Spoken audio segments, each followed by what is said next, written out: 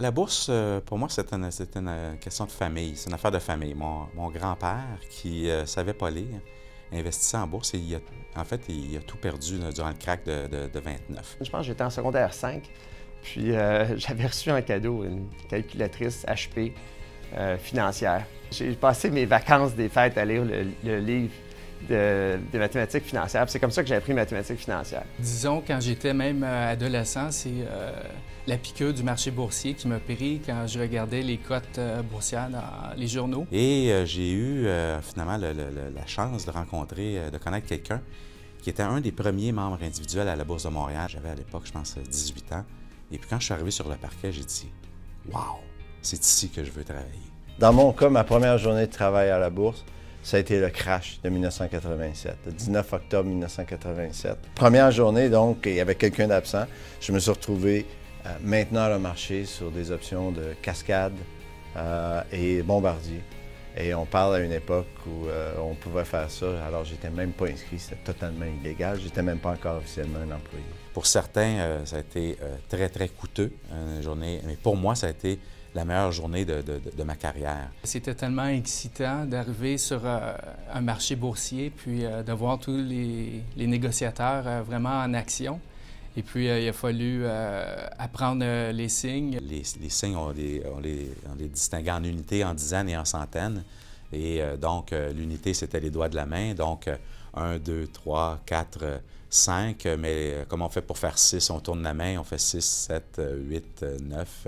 Et lorsqu'on arrive à 10, mais on se touche le front, donc 10, 20. Les centaines, c'était quelque chose comme ça, 100.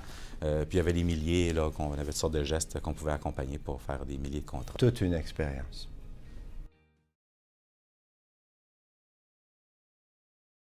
On était tellement actifs dans le marché à ce moment-là qu'on mettait des hedges importants puis on les enlevait. On pouvait même paraître à la limite un peu cow-boy, mais on avait un portefeuille témoin puis on se battait contre notre portefeuille témoin. Quelqu'un qui était nerveux, qui réussissait pas à garder son calme, pouvait faire des erreurs assez rapidement et il y avait un effet boule de neige par la suite. Les gens crient, les gens s'expriment fort, surveillent le marché. Quand aussitôt que quelqu'un entre dans le marché, il y a quelque chose qui se passe, tout de suite, là, il y a comme un buzz dans la salle qui fait en sorte que les gens vont tout de suite porter attention, puis regarder leur position, puis l'impact sur leur position. On ne naît pas négociateur, on peut devenir négociateur, mais la force de calcul mental est une clé importante. Les gens qui sont capables de compter vite dans leur tête, même maintenant à l'ère de l'électronique, c'est encore plus important à l'époque, mais même à l'ère de l'électronique, c'est très important. Le meilleur conseil qu'on peut donner à un trader, c'est la discipline. Ceux qui sont là le matin à 5h ou à 6h30, puis à l'ouverture, puis jusqu'à la fermeture, puis ils vont pas luncher pendant 2 heures. Ils sont assis sur leur chaise, regardent leurs écrans, savent prendre leurs pertes. C'est la clé. Ceux qui vont faire le plus d'argent, c'est ceux qui ne tomberont pas en amour avec leurs transactions.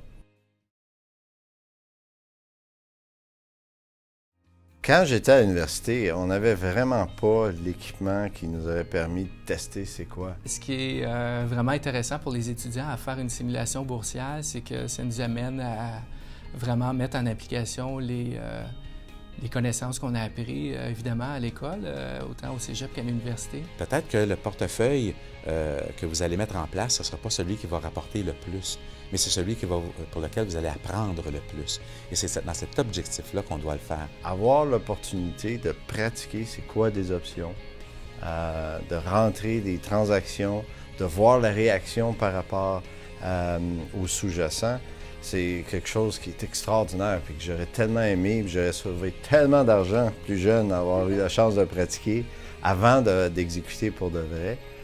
C'est une opportunité qu'on n'a jamais vue auparavant.